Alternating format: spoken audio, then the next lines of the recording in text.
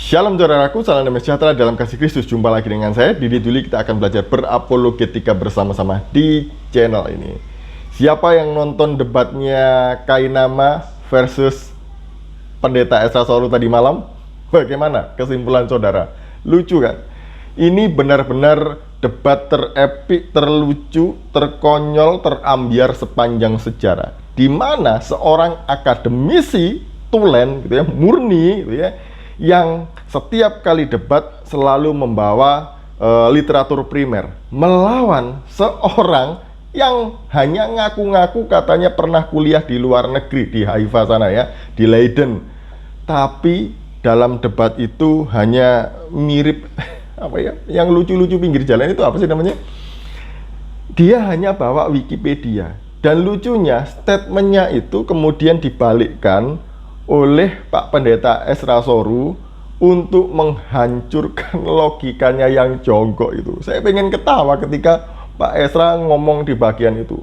Irisnya tipis-tipis tapi menyakitkan sampai itu nusuknya ke ulu hati gitu ya. Sebelumnya mari kita bersama-sama melihat video berikut ini.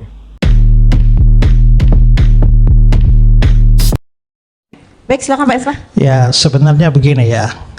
Apa yang Pak Kainama ngomong bahwa bukti bahwa Yesus tidak pernah mati itu karena tidak ada bukti bahwa Yesus pernah mati. Ini sebenarnya adalah secara logika itu kesalahan logika. Itu namanya fallacy, argumentum et ignorantium. Ya, argumen dari ketidaktahuan. Kesalahan argumentasi ini adalah bahwa seseorang mengklaim sesuatu benar atau salah hanya karena tidak ada bukti sebaliknya. Nah, ini kesalahan logika di mana seorang anggap sesuatu pernyataan benar karena tidak ada bukti bahwa pernyataan itu salah. Nah, itu salah. Ya, saya terus terang Pak, ya, saya mencoba untuk mengenal Pak Kainama dari media sosial ini siapa sebenarnya ya. Dan saya baca di sana, Bapak ini tamat S1 dari STT Jakarta. Saya tidak menyerang pribadi, jangan khawatir. Ini masalah logika. Kedua, Bapak keluar S2 dari Leiden, ketiga dari Haifa. Pertanyaannya, kalau Bapak tidak bisa membuktikan itu, apakah itu bukti bahwa Bapak tidak pernah sekolah di sana? Karena tidak ada bukti, itu menjadi bukti tidak ada. Selain itu, tahan sebentar, karena apakah benar tidak ada bukti bahwa Yesus tidak pernah mati? Saya punya bukti. Itu nanti giliran saya. Saya hanya mau menunjukkan, ini bukan penyerangan pribadi, ini mau menunjukkan bahwa logika tidak ada bukti menjadi bukti dari tidak ada. Itu fallacy, kesesatan berpikir.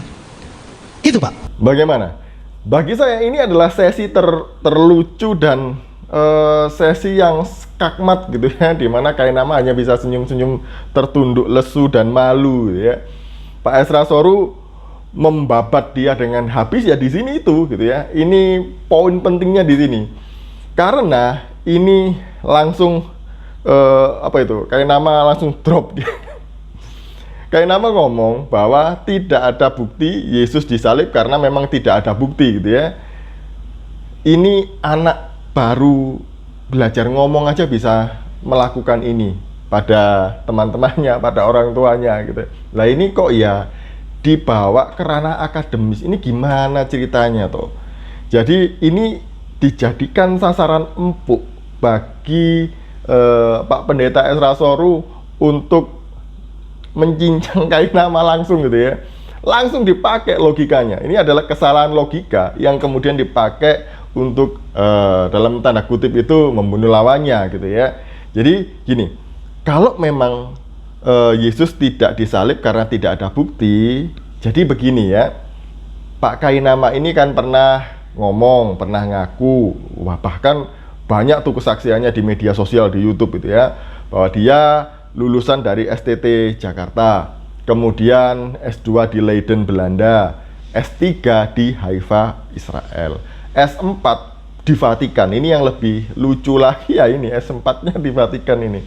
Kemudian Pak Ezra Soru ngomong lagi, kalau Bapak tidak dapat membuktikan bahwa pernah kuliah di sana, berarti yang Bapak sampaikan tadi itu adalah salah gitu ya, bahwa Bapak memang benar-benar berbohong, tidak pernah kuliah. Nah, Ini poin pentingnya. Saya tunggu-tunggu di sini. Memang seharusnya itu ketika sebelum debat dimulai itu dibacakan gitu ya CV-nya. Ya, Pak Esra Soru, S1 di mana, S2 di mana, S3 di mana, baru S3 kan beliau ini.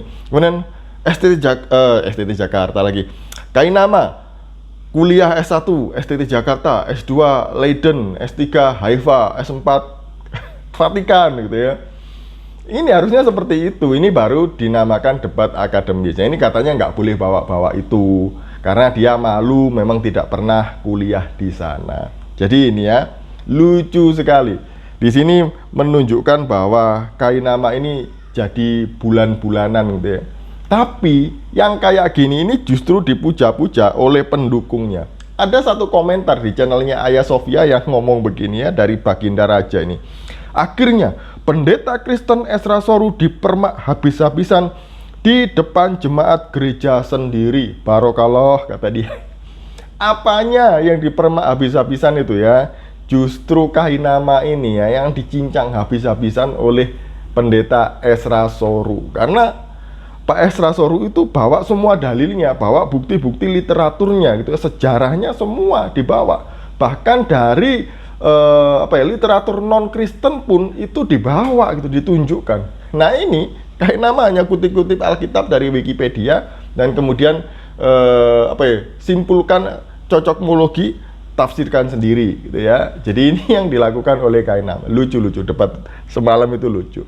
Nah, yang lebih lucu lagi adalah semua statement yang disampaikan oleh Kainama dari awal sampai akhir itu justru mendukung fakta Alkitab dan menunjukkan bahwa Kainama menolak kitab sucinya sendiri. Mari kita saksikan.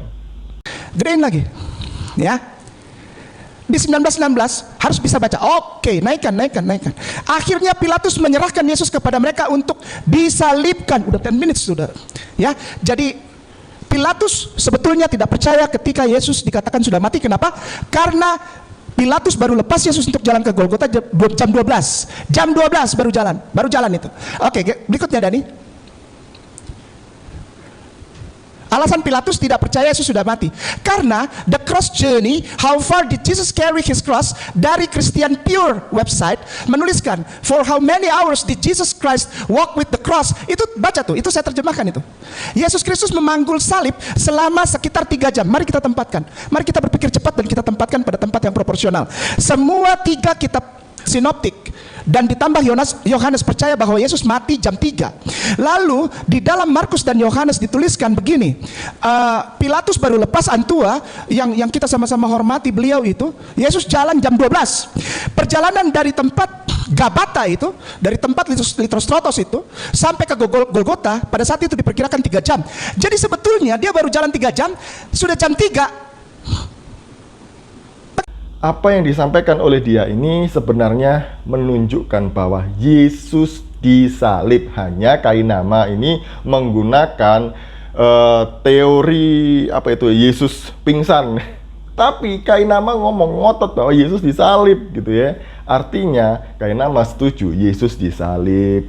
Dan kalau demikian berarti Kainama menolak fakta bahwa kitab sucinya mengatakan Yesus tidak mati disalib, melainkan diserupakan. Saya sudah sering ya memberikan bukti-bukti bahwa Yesus itu disalib, mati gitu ya, melalui literatur-literatur di luar Kristen. Kalau masih tidak percaya, saya masih mau tunjukkan kepada kalian. Yang pertama adalah Yosefus. Dia ini adalah seorang sejarawan Yahudi yang hidupnya itu masih dekat dengan masa Yesus ya. Dalam Testimonium Flavianumnya, Yosefus berkata demikian. Pada waktu ini ada seorang bijaksana yang bernama Yesus dan perilakunya baik dan ia terkenal orang yang berbudi luhur. Dan banyak orang dari antara orang Yahudi dan bangsa-bangsa lain menjadi muridnya. Pilatus menghukum dia untuk disalibkan dan mati. Tuh kan ya, Pilatus menghukum dia untuk disalibkan dan mati. Ini bukan kata orang Kristen, tapi ini adalah kata sejarawan Yahudi. Yang kedua adalah seorang senator Romawi. Nah, yang bernama Cornelius Tacitus. Jadi Cornelius Tacitus dalam bukunya The Annals berkata demikian. Oleh karena itu, untuk membasmi desas-desus tersebut, Nero menyalahkan sebagai pelaku kebakaran itu segolongan orang yang dibenci karena perbuatan jahat mereka, yang disebut Kristen oleh banyak orang. Nero menghukum mereka dengan kekejaman yang luar biasa. Kristus, pendiri golongan Kristen, telah mengalami hukuman mati dalam masa pemerintahan Tiberius atas keputusan Gubernur Pontius Pilatus. Ya, Yesus dihukum mati di masa pemerintahan Kaisar Tiberius oleh keputusan Pontius Pilatus. Selanjutnya itu dari Lucianus dari Samosata. Ini seorang satir ini ya, yang sering mengejek orang-orang Kristen atau menyindir orang-orang Kristen. Jadi dia ini mengatakan bahwa Yesus juga mati di salib. Ketahuilah, orang-orang Kristen memuja seorang pria sampai pada hari ini, tokoh tersohor yang memperkenalkan tata ibadah baru mereka dan disalibkan karena hal tersebut. Jadi itu ya, saya tidak membaca sampai terakhir karena ini panjang. Jadi Lucianus dari Samosata, seorang satiris berbahasa Yunani ini mengatakan Yesus mati di salib. Kemudian ada banyak lagi ya. Ini kita lihat dari tulisan-tulisan literatur Yahudi sendiri. Apa yang dikatakan oleh literatur Yahudi? Mari kita melihatnya. Nah, di sini di dalam Talmud Babilonia dikatakan demikian. Telah diajarkan pada malam Paskah mereka menggantung Yesus. Nah, yang saya sampaikan tadi itu adalah bukti sejarah yang berasal dari orang-orang non-Kristen yang menjelaskan, menyatakan bahwa Yesus itu pernah hidup, dihukum mati dengan cara disalibkan oleh Pontius Pilatus sebelum hari raya Paskah. Dan dia kemudian bangkit dari antara orang mati, dia menampakkan diri ke banyak murid-muridnya dan kemudian terangkat ke surga. Jadi Yesus disalib itu adalah fakta sejarah. Saya tidak tahu yang diserupakan itu seperti apa. Sekian dari saya. Shalom, salam waras, Tuhan Yesus memberkati kita semuanya.